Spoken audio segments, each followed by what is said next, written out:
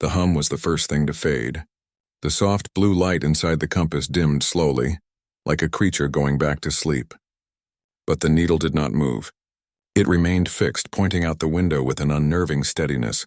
Yuna stood frozen, her hand still outstretched, not daring to touch the object that had just defied every law of physics she understood.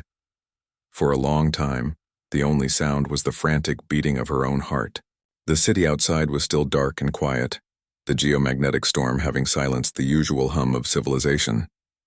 The aurora continued to dance, its green and purple ribbons reflecting in the now clear glass of the compass. It was as if the storm had been a key, and this old piece of bronze was the lock it had been meant to open. Slowly, carefully, Yuna reached out. Her fingers, usually so sure and steady when handling complex engine parts, trembled slightly. She picked up the compass. It was warm. The metal, which had always been cool to the touch, now held a residual heat, a ghost of the energy that had awakened it. She turned it in her hand. No matter how she rotated the casing, the needle swung unerringly back to its target, pointing through her window as if pulled by an invisible force. A paperweight. She had used it as a paperweight. Jay's disappointed face flashed in her memory, and for the first time she felt a pang of shame. He had seen the potential for magic where she had only seen a useless tool. She spent the next hour performing tests. It was an engineer's instinct. She moved the compass to different rooms. In the kitchen, the needle pointed stubbornly through two walls, still aiming for the same spot in the sky. She took a powerful magnet from her toolkit and brought it close. The needle didn't even quiver. It was not responding to magnetic north. It was responding to something else. Her practical mind raced through possibilities. A hidden power source, some kind of clockwork mechanism triggered by the specific energy of the storm. But nothing could explain the light, the hum, or the absolute precision of that fixed direction. This was technology, but it was a technology far beyond her understanding. It was, as Jay would say, magic.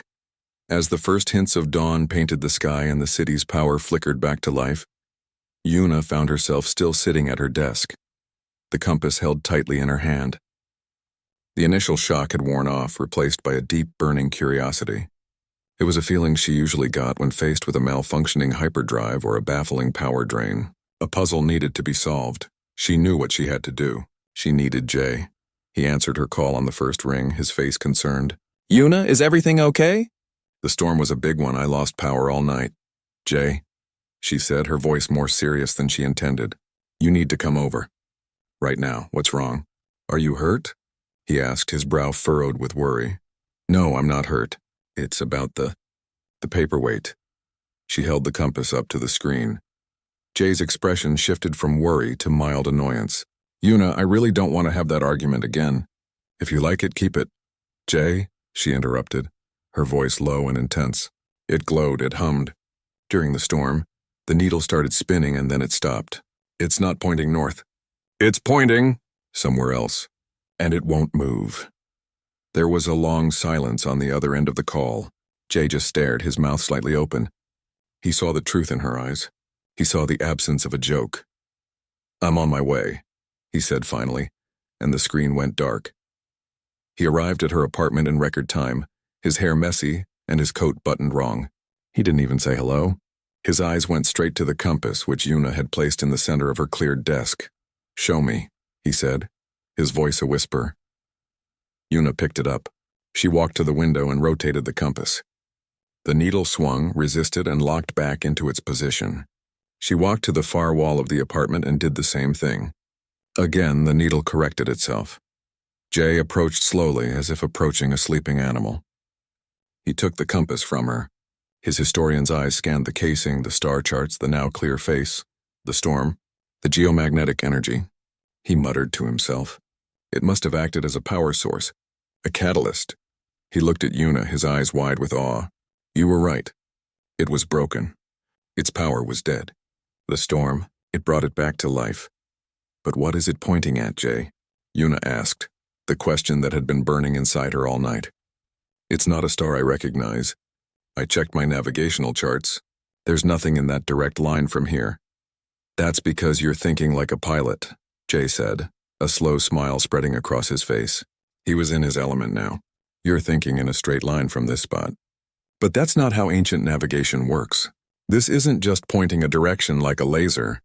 It's giving a heading, a bearing. These engravings. He ran a finger over the tiny lines on the bronze. These aren't just for show. They're a map. And this needle is our pointer. We need to chart the course. The next few hours were a blur. Jay went back to his apartment and returned with a bag full of data slates filled with ancient astronomical records and star maps from before humanity had spread to the stars. They spread out across Yuna's floor, the old and the new colliding. Yuna projected a modern, interactive star chart onto her main wall. "Okay," she said, her engineer's mind taking over. "Give me a starting point. Where was this thing made?" "We don't know for sure," Jay said, his eyes scanning one of his old texts. "But the style, the alloy composition based on the patina, best guess is it's from the late pre-diaspora era, maybe the 21st or 22nd century, so we can assume its 0 point is old Earth. So we plot a vector from old Earth's former position, along the heading the compass is giving now," Yuna said, her fingers flying across the control panel. Lines and coordinates flashed on the wall. It was painstaking work. The star patterns on the compass were ancient, and the universe had moved in the millennia since. Stars had drifted. Jay had to correct for stellar motion, a complex calculation that made Yuna's head spin. She was grateful for her brother's obsessive knowledge. They worked through the day, drinking coffee and forgetting to eat. The compass sat between them, its needle a silent, unwavering guide. It was no longer a paperweight. It was the center of their universe. Finally, after hours of cross-referencing and arguing over tiny details, they had it. A line on the star chart. "A course through the galaxy." "There," Jay said, pointing to a spot on the vast map. "That's where the heading leads. According to this, it should be right in the middle of the Lyraean dust cloud." Yuna zoomed in. The sector was a mess of nebulous gas and cosmic dust, a place most pilots avoided because it played havoc with sensors and navigation systems. It was officially listed as empty, a dead zone. "There's nothing there, Jay," Yuna said, a feeling of disappointment washing over her. "It's just dust and static." "That's what the public charts say," Jay said, his voice dropping. "But I have access to the deep archival records from the Survey Corps, the restricted ones." He typed quickly on his data slate, his face lit by the blue glow. He found a file encrypted and marked with high-level clearance warnings. With a few more keystrokes, the tricks of a professional archivist, he bypassed the security. He pulled up the data and overlaid it on Yuna's star chart. A new icon appeared, right in the heart of the Lyraean dust cloud. It was not a star or a planet, but a simple classified designation. X1. Yuna leaned closer, her heart hammering again. "What is that?" Jay opened the file. The information was sparse, mostly sensor ghosts and anomalous readings.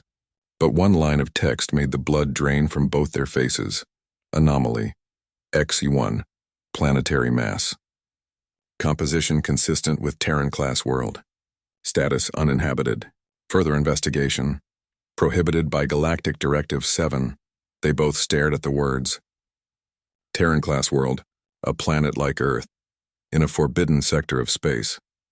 Yuna looked from the cold official text on the screen to the warm, ancient compass in her hand.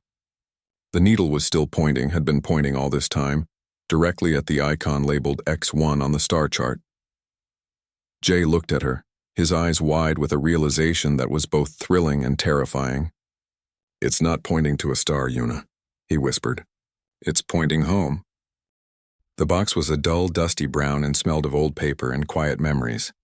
It sat in the middle of Yuna's apartment floor, surrounded by the bright, clean technology of the 22nd century. Outside her window, the city of Seoul hummed with life.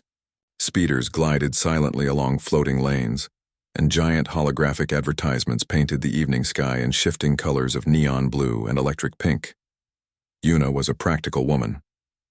She fixed things for a living. Her hands, often smudged with engine grease, were more comfortable with a plasma wrench than with fragile old objects. This box, sent from her late grandmother's estate, was a problem to be solved. She wanted to clear the space. Her brother, Jay, saw it differently. He knelt by the box, his eyes full of excitement. Where Yuna saw clutter, Jay saw history. "Be careful with that," Jay said as Yuna lifted out a stack of old books. "That's a first-hand account of the early diaspora. It's priceless," Yuna sighed. It's a book, Jay. It has words in it. Just like the million digital books you have on your pad. She placed the books to the side on a pile she had mentally labeled, for Jay to take. Jay was an archivist. He loved the past. He believed that old things held a kind of magic, a connection to who people used to be. Yuna believed that old things were usually just broken, waiting for someone with the right tools to make them useful again. Jay reached into the box again. His fingers brushed against something cold and metal. He pulled out a compass. It was heavier than it looked, made of a dark, tarnished bronze. The casing was a complex circle, not smooth, but etched with tiny, precise lines that connected in patterns that looked like stars. The glass covering the face was slightly cloudy. Beneath it, the needle was not moving. It was stuck, pointing rigidly to a single unmarked point on the dial. "Wow," Jay whispered, turning it over in his hands. "Look at this craftsmanship. This is pre-diaspora for sure. Maybe even older." Yuna glanced over. "It's broken." "The needle doesn't move." "That's not the point," Jay said, his voice soft with wonder. "Look at these engravings. These star maps. They don't match any of our current charts. This is a record of a different sky. A sky our ancestors might have seen." He held it out to her. Yuna wiped her hands on her trousers, a habit from her work, and took it. It was cool and solid in her palm. She shook it gently. The needle didn't budge. "See? Broken," she said, handing it back. "It's a pretty paperweight, I guess." Jay looked hurt. "It's a piece of our history, Yuna. It's a story." "Who did it belong to? Where did they go with it? What seas or stars were they trying to navigate?" Yuna stood up and walked to her desk. It was a mess of rolled-up star charts and scribbled calculations for her latest job. A tricky engine realignment on a deep space hauler. The schematics for the plasma injector were scattered everywhere, held down by a chunky modern data slate that was too light for the job. A gust of wind from the open window would send them flying. An idea struck her. She walked back to Jay, who was still admiring the compass. "I need that," she said. Jay looked up, surprised. "Really? You see it? You feel the connection?" "I see a heavy object," Yuna said plainly. She took the compass from his hands. "My blueprints keep blowing away." "This is the perfect weight." Jay's face fell. "Yuna, no! You can't use a historical artifact as a paperweight." "Why not?" she asked, already walking back to her desk. "It's just sitting in a box. Now it has a job. It's being useful." "It's not about being useful," Jay protested, getting to his feet. "It's about respect. That compass guided someone once. It held a direction in the wilderness or on an ocean. It has a soul." Yuna placed the heavy bronze compass squarely on top of the fluttering stack of blueprints. It was indeed the perfect weight. The papers lay still. The cloudy glass and the frozen needle looked strangely at home among the lines and numbers of her modern work. "It has a job now," Yuna said, a small, triumphant smile on her face. "Its job is to keep my work from ending up on the floor. That's a much better life than rotting in a box." Jay shook his head, a sad look on his face. He spent the next hour going through the rest of the box, pulling out a few more books and a faded photograph, but his enthusiasm was gone. He kept glancing at the compass sitting under the bright light of Yuna's desk lamp, its history ignored. Before he left, he stood by the door and looked back at it. "You're treating a key to the past like a rock," he said. "And you're treating a rock like a key to the past," Yuna replied, not unkindly. "It's just a thing, Jay, a cool, old, broken thing." After he was gone, Yuna finished cleaning up. She placed the now empty box by the door for recycling. Her apartment felt tidier, more efficient. She looked at her desk. Everything was in its place. The compass was right where she had left it, doing its new job perfectly. Weeks turned into months. The compass became a permanent part of Yuna's desk. Her eyes would pass over it every day, but she never really saw it anymore. It was just there, a part of the landscape. Sometimes when Jay visited, he would frown at it, but he had stopped complaining. He had accepted that his sister and he saw the world in two different ways. Yuna's life was busy. She spent her days in the noisy, bustling docks, her arms deep in the guts of starships. She loved the smell of ozone and hot metal, the feeling of a complex system coming back to life under her care. The past was a quiet, distant country she had no interest in visiting. One evening, she was working late at her desk. A weather alert flashed on her screen. A powerful geomagnetic storm, caused by a massive solar flare, was moving into the planet's atmosphere. It was expected to be a strong one. Authorities warned of potential disruptions to power and communications. Yuna saved her work and shut down her main terminal. She didn't think much of it. These storms happened. She walked to the large window to watch the show. It started as a faint green shimmer at the edge of the sky. Then it grew. Rivers of brilliant emerald and violet light began to flow overhead. The holographic ads flickered and died, plunging the city into a strange natural twilight illuminated only by the dancing aurora. It was beautiful and a little eerie. The usual hum of the city was gone, replaced by an unnatural quiet. She stood there for a long time watching the sky paint itself. Then a faint sound made her turn. It was a low hum like a single quiet musical note. She looked around her dark apartment. What was that? The sound seemed to be coming from her desk. She walked over, curious. The hum grew slightly louder, and then she saw it. The ancient compass was glowing. A soft blue light was coming from within the bronze metal, pulsing gently. The cloudy glass was now clear, and the frozen needle was no longer frozen. It was trembling, vibrating against the glass face as if trying to break free. Yuna's breath caught in her throat. This was impossible. It was a broken piece of metal. As she watched, the needle spun. It didn't just move a little. It whirled around the dial in a frantic circle, faster and faster. Then just as suddenly it stopped. It wasn't pointing north. It was pointing directly at her window, at a specific fixed point in the star-dusted sky where the aurora was brightest. The compass hummed its single, steady note. The blue light lit up Yuna's stunned face. All of Jay's words about history and magic and souls came rushing back to her. She had been wrong. This wasn't just a thing, it was a key, and it had just unlocked itself. The word home hung in the air between them, heavy and impossible. They stood in silence, the only sound the low hum of Yuna's apartment and the frantic beating of their own hearts. On the wall, the star map glowed, the classified icon of X1 a bright accusing mark in the middle of a cosmic emptiness. In Yuna's hand, the compass felt suddenly much heavier, as if it contained the weight of an entire lost world. Prohibited by Galactic Directive 7, Yuna read the words aloud, her voice flat. What does that mean? Jay was already searching through the archive on his data slate. His fingers, usually so calm, fumbled with the screen. It's a non-interference order, the highest level. It means no one goes there. No scans, no probes, no landings. It's quarantined. But why? Yuna asked, her engineer's mind seeking logic. If it's just a dead planet, why the extreme secrecy? Jay shook his head, his eyes wide. The file doesn't say. It just lists it as uninhabited and off-limits. But Yuna, a Terran-class world, the only one in all the charts? The only one. He looked from the slate to the compass. This isn't just a map. It's an invitation.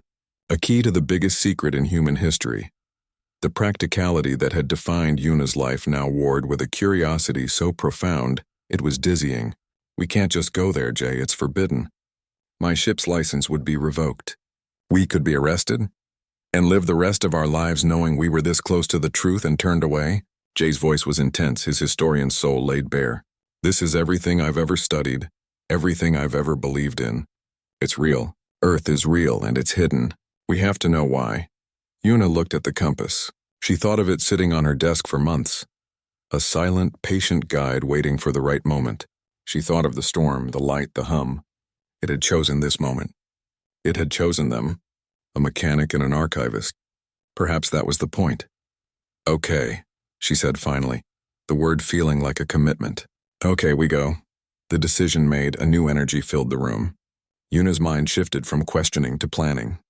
This was a problem she could solve. The Starlight Weaver, her small, sturdy repair ship, was not built for glory but for reliability. It was perfect for a quiet, unnoticed journey.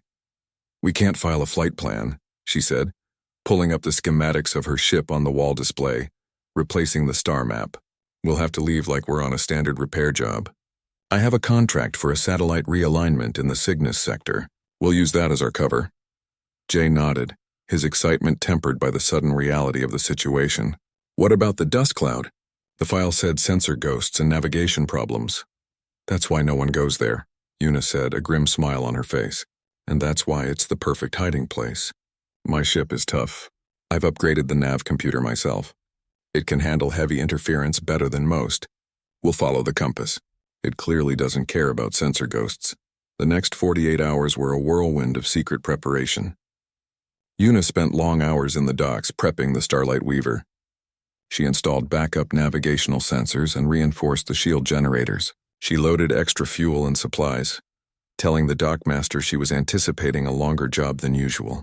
Every action felt weighted, every lie tasted bitter, but the image of the compass needle, steady and true, pushed her forward. Jay used his archival skills to gather every piece of information he could find on the Lyraean dust cloud and Galactic Directive 7. He found nothing more of substance, only reinforcing the wall of silence around the sector. He also downloaded vast libraries of pre-diaspora history, language, and cultural data onto portable drives. If we find something, we need to be able to understand it, he explained. Finally, the day came. They stood in the docking bay, the Starlight Weaver looming before them. It was not a beautiful ship. Its hull was scuffed and patched in places. But to Una, it was the most trustworthy thing in the galaxy. She clutched a small bag inside which was the compass, carefully wrapped in a soft cloth. The launch was routine.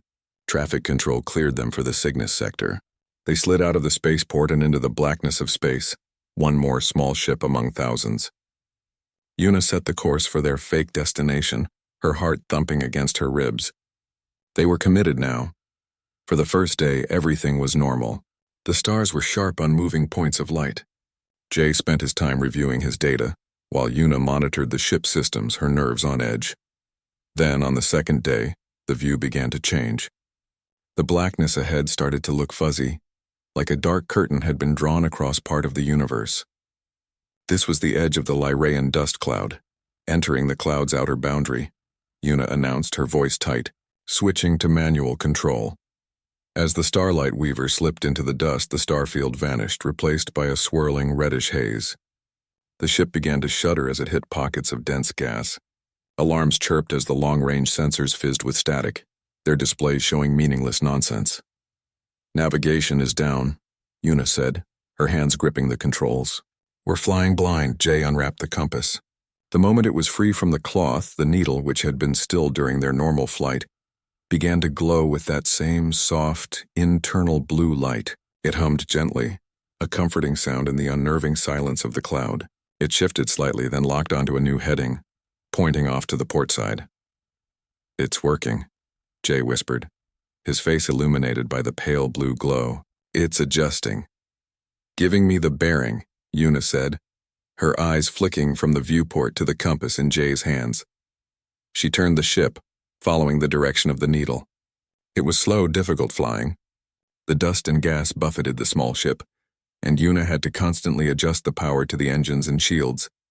They were navigating by feel and by faith, trusting a piece of ancient technology over their own modern failed systems. Hours passed.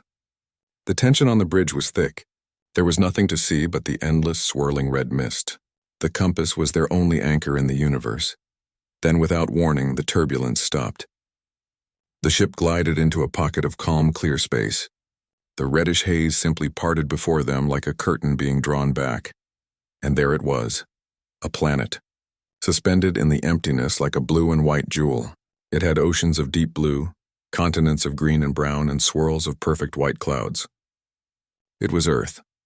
Not a ruined husk or a dead rock, but a vibrant, living world, exactly like the pictures from the history books. Una and Jay could only stare, their mouths agape. The sight was so beautiful, so impossible, it stole the breath from their lungs. It's perfect," Jay finally managed to say, his voice cracking with emotion. Una's eyes, however, were drawn to the ship's sensors. They were no longer showing static. A single, massive energy signature was registering, emanating from the surface of the planet. It was a clean, powerful reading, unlike anything she had ever seen. It was coming from one specific location on the northern continent. As she watched the sensor screen, she saw Jay, out of the corner of her eye, hold up the compass. The needle was vibrating intensely, no longer pointing forward into space but angling down, directly at the source of the energy signature on the planet below. The journey was over. The secret was found. Now they had to land and discover what or who had been waiting for them all this time. The silence on the bridge was absolute, broken only by the faint, steady hum of the ship's life support. Before them, Earth hung in the void, a vision of impossible perfection. Yuna's hands, which had been gripping the controls so tightly, now fell slack in her lap. She just stared. All the stories, the myths, the history lessons, they were all true. And they were all wrong. Earth wasn't lost. It was hidden. Jay was the first to move. He slowly unbuckled his safety harness and floated to the main viewport, pressing his hands against the cool glass. "It's real," he whispered, the words sounding like a prayer. "It's all real." Yuna's engineer mind kicked back into gear, shoving the awe aside. "The energy signature is coming from there," she said, pointing to a location on the northern hemisphere. The sensors showed a massive geometric structure built into the side of a mountain range. "And the atmosphere? Composition?" She ran a quick scan. Nitrogen, oxygen. Perfectly breathable. Temperature within human norms. It's ideal. The data was almost too perfect, as if the planet was a museum piece kept in pristine condition. Finding a place to land was strangely easy. The compass, now glowing brightly, guided them down through the atmosphere. They broke through the cloud cover over a vast, wild landscape. There were no cities, no roads, no signs of civilization at all. Just forests, rivers, and majestic snow-capped mountains. They flew over the ruins of an ancient, crumbling city, being slowly reclaimed by nature, but it felt like a ghost. The real life of this planet was elsewhere. They followed a wide river valley towards the mountains, and then they saw it. The Citadel. It was not a towering spire, but something far more impressive. It was built into the mountain itself, its lines so seamless it was hard to tell where the rock ended and the structure began. It was made of a pale, pearlescent material that seemed to absorb the sunlight. Its design was simple and powerful, a series of sweeping arches and geometric patterns that felt both ancient and impossibly advanced. There were no windows, no visible doors, just a smooth, silent facade. Yuna set the Starlight Weaver down on a wide, flat area of grass a few hundred meters from the Citadel's base. The landing gear settled with a soft crunch. The hum of the engines died away, leaving a profound, natural silence. They could hear the wind rustling the grass and the distant call of a bird. They sat in the cockpit for a long moment, listening to the sound of a world they thought was dead. "Ready?" Yuna asked, her voice barely a whisper. Jay just nodded, his eyes fixed on the silent, majestic structure ahead. They stepped out of the ship. The air was clean and cool, filled with the scent of pine and damp earth. It was the most wonderful thing Yuna had ever smelled. The gravity felt familiar, comforting. They walked towards the Citadel, the compass in Yuna's hand pulsing with a soft, warm light. As they approached the vast, seamless wall, they still saw no door. They were within a dozen steps when a deep, resonant tone echoed from within the mountain. A section of the wall, perfectly disguised, silently slid upwards into the mountain, revealing a dark, cool entrance. Yuna and Jay exchanged a look. The compass was now vibrating, pulling Yuna forward. They stepped inside. The door slid shut behind them, plunging them into darkness for a moment before soft, ambient light glowed from the walls and floor. They were in a huge, cavernous hall. The air was still and cool. Before them, the hall stretched away into the distance, lined with what looked like tall, dark mirrors. As they walked forward, the mirrors flickered to life. They weren't mirrors at all, but screens, and they began to show images. They saw the true history of Earth, not the sanitized, simplified version taught in the colonies. They saw the great achievements, art, music, science, but they also saw the unedited truth of the wars, the greed, the near destruction of the planet. They saw the moment of realization, when humanity decided it had to change. This was not a history of conquest, but a history of growth, of painful lessons learned. They saw the development of the technology that allowed them to leave Earth. It wasn't a desperate escape from a ruined world. It was a planned, careful exodus. They built generation ships and sleeper ships, not as refugees, but as gardeners, sent to seed the galaxy while their home was put to sleep, protected and preserved. They left to save it, Jay said, his voice full of wonder as he watched the story unfold. They didn't ruin it and run. They realized its value and chose to protect it. They hid it from themselves, from who they used to be. The displays showed the creation of the stealth field, the dust cloud, the galactic directive, all measures to ensure Earth would remain a secret, a sanctuary, until humanity proved it was worthy of returning.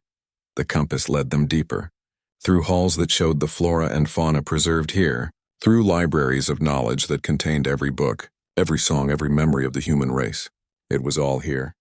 The entire soul of humanity kept safe. Finally, they entered the last chamber. It was vast and circular, with a high, domed ceiling that showed a perfect projection of the starry sky outside. In the center of the room was a dais, a raised platform of 3 simple steps, and on that platform was a chair. It was not a grand, jewel-encrusted throne. It was made of the same pearlescent stone as the citadel, simple in its design, almost plain. It was a seat of observation, not of command. This was the throne, the source of the energy signature. The compass in Yuna's hand grew warm and the humming reached its highest pitch. Then, as suddenly as it had started, the humming stopped. The blue light faded, and the compass was once again just a cold, heavy piece of bronze in her hand. Its job was done. As they approached the dais, light flared in the air above the stone chair. Holographic symbols, words in a language that was both alien and deeply familiar, shimmered into being. It was an ancient root tongue, a precursor to all the languages they knew, but somehow they could understand it. The words hung in the air, a simple, powerful message. This is not a seat of power. It is a seat of responsibility. The steward does not rule. The steward preserves, protects, and waits. The key was made for the curious, for those who seek their roots, not for the powerful who seek to conquer. You have passed the test. The throne is yours.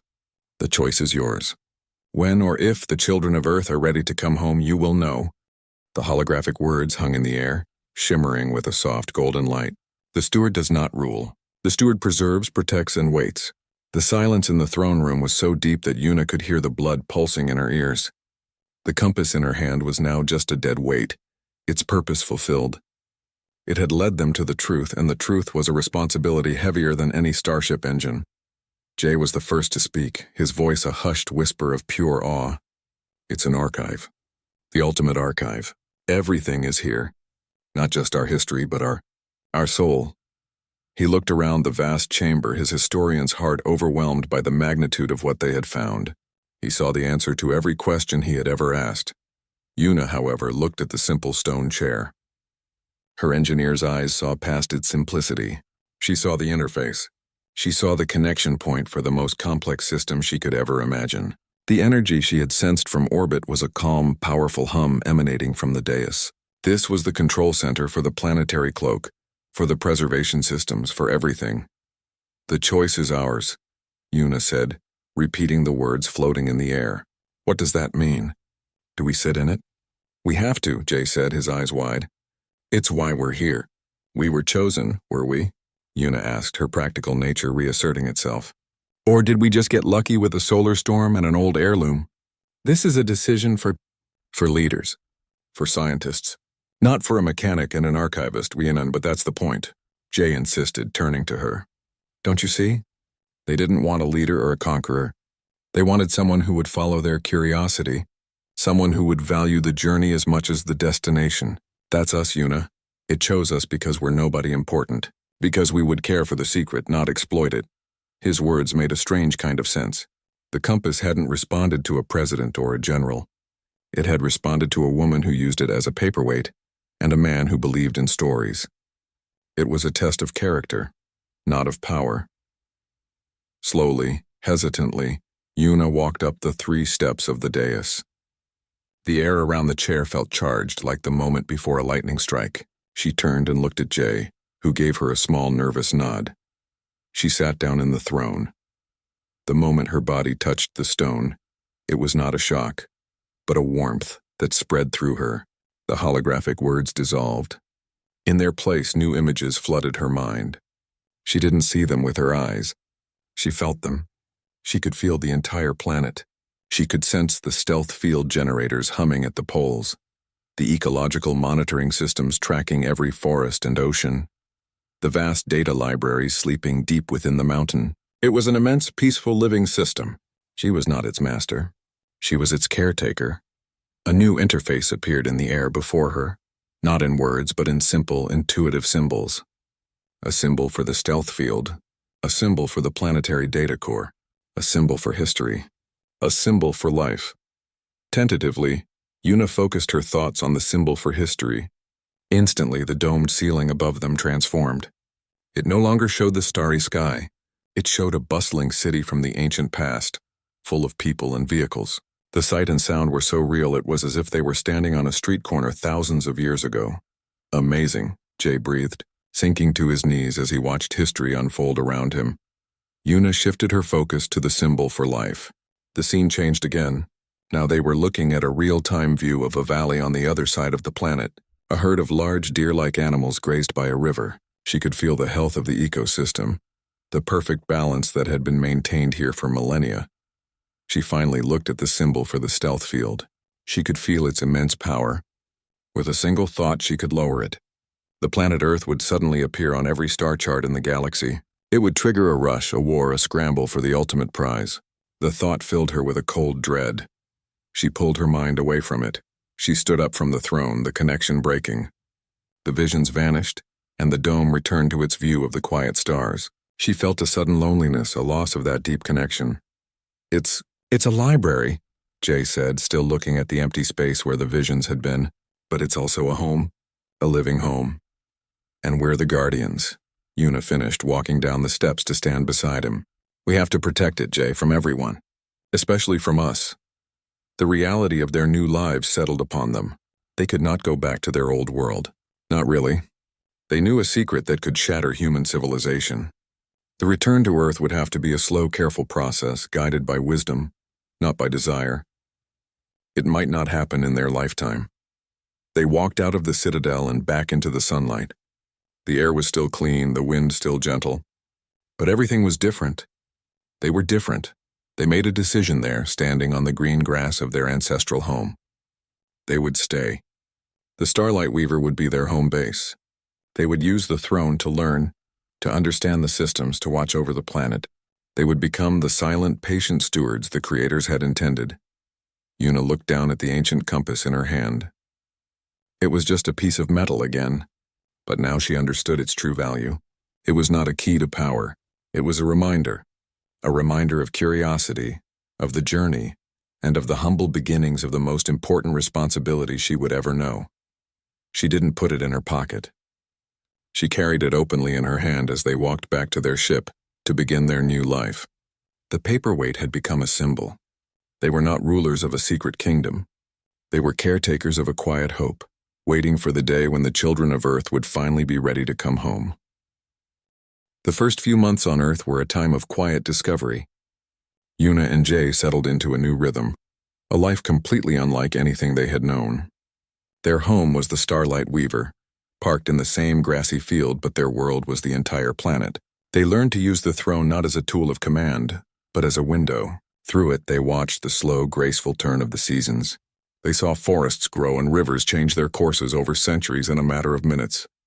They learned the stories of the animals, the patterns of the weather. It was a gentle, patient education. Yuna, the engineer, found a deep peace in maintaining the systems. She did not build or upgrade. She observed and preserved. She learned the language of the planet's silent technology, a technology designed to last forever with minimal interference. It was a humbling experience. Her job was not to fix what was broken, but to ensure nothing ever broke. Jay, the archivist, was in a paradise of information. He spent his days immersed in the libraries of the Citadel. He did not just read history. He experienced it. He walked through virtual marketplaces of ancient Rome, listened to the debates of forgotten philosophers, and heard the music of cultures that had been dust for 10,000 years. He was piecing together the true, unbroken story of humanity. They rarely spoke of their old lives. The bustling, noisy galaxy of human colonies felt like a distant dream. Their only connection was a single, tight-beam communication array on the Starlight Weaver. Once a month, they sent a carefully crafted message. To the authorities, it was a report from a long-term deep space repair mission, full of technical delays and requests for extended leave. To a few close friends, it was a vague message about finding a unique opportunity far from home. They gave no details. They offered no way to reply. One evening, they were sitting on the ramp of their ship watching two moons rise over the mountain peaks. The air was cool and filled with the scent of night-blooming flowers. Yuna held the ancient compass, turning it over in her hands as she often did. It was a habit, a touchstone to the beginning of their journey. "Jay," she said, her voice soft in the twilight, Do you ever wonder if we made the right choice? Staying here, keeping it all a secret? Jay looked out at the darkening valley. Every day, he admitted. But then I think about what would happen if we told them. The corporations would come to strip the resources. The governments would fight for control. They would build cities and factories. They would bring their conflicts and their noise. All this peace, would be gone in a generation. Yuna nodded. She had seen the same future in her mind. But are we being selfish? Keeping this for ourselves? We're not keeping it for ourselves, Jay said. We're keeping it for them. For their future. We're protecting it until they are wise enough to not destroy it. That was the whole point of the test. To find people who understood that preservation is more important than possession. Their conversation was interrupted by a soft chime from inside the ship. It was the communication array. A signal was coming in. This was unusual. Their messages were one way. No one should be able to find this frequency, let alone send a signal through the planetary stealth field. They looked at each other, a shared worry in their eyes. They went inside and saw the screen. It was not a video message. It was a simple text-only transmission. The source was listed as unknown. The message was short. Deep Space Probe, Wayfarer 12, reported anomalous gravitational readings in the Lyraean dust cloud 3 cycles ago. Scans were inconclusive. Long-range telescopes are being retasked for further observation. No official investigation is planned at this time. Be advised. Yuna felt a cold knot form in her stomach. They're looking. They noticed something. It was only a matter of time, Jay said, his face pale. Our arrival, the energy from the Citadel, something must have created a tiny ripple, a ghost in the data. The outside world, which they had held at a distance for so long, had just taken a small, tentative step closer. The secret was still safe, but the walls around it were no longer quite as solid. The next day, Yuna went to the throne. She sat in the stone chair and felt the familiar warmth and connection. She focused her mind on the symbol for the stealth field. She could feel its immense planet-sized energy. It was like holding a silent, sleeping giant. She saw the complex web of energy that bent light and gravity around the planet, making it invisible and untouchable. It was running perfectly, but then she looked deeper. She saw the logs, the records of energy expenditure, and she saw it. A tiny, almost insignificant spike that had occurred on the day they first approached the planet. The Starlight Weaver's entry, combined with the Citadel systems recognizing the compass, had created a momentary fluctuation. It was a 1 in a billion event, a perfect alignment that had sent a whisper of a signal out into the universe. The probe had heard that whisper. She also saw the future. The throne showed her projections. If the stealth field remained at its current strength, the probability of another such fluctuation was almost 0. The secret would remain safe. But it also showed her another path. A path where slowly, carefully the field could be adjusted, not to reveal the planet, but to allow certain signals, messages of peace, records of knowledge, invitations to learn, to be sent to specific worthy sources. It would be a way to start preparing humanity, to begin the long, slow process of reunion. She shared all of this with Jay that evening. So we have a choice, Jay said. We can lock the door forever, or we can begin to open a window. Yuna looked at the compass on the table between them. The people who built this didn't want the door locked forever. They just wanted to make sure the right people opened it. They wanted stewards, not guards. They made their decision together. They would not lower the shield. Earth would remain hidden, but they would no longer just be caretakers of the past. They would become gardeners for the future. Using the throne, they began a new project. They started to compile a library, not of the past, but of the present. They gathered data on the planet's perfect ecosystems, on the history of peace and conflict, on the technology of sustainability. It was a message in a bottle, a gift to be opened one day. They did not know when that day would come. It might be in 100 years or 1,000, but they knew their role now. They were the silent guides. They would watch from their hidden world, and when the time was right, when they saw a spark of true change in the galaxy, they would be ready to send their message. Yuna picked up the compass one last time. She walked to a small, clear stream that ran near their ship. She knelt and placed the compass on a flat, moss-covered stone by the water's edge. It was not a place of honor, but a place of peace. Its work was done. Theirs was just beginning. They were the stewards of Earth, and they were patient.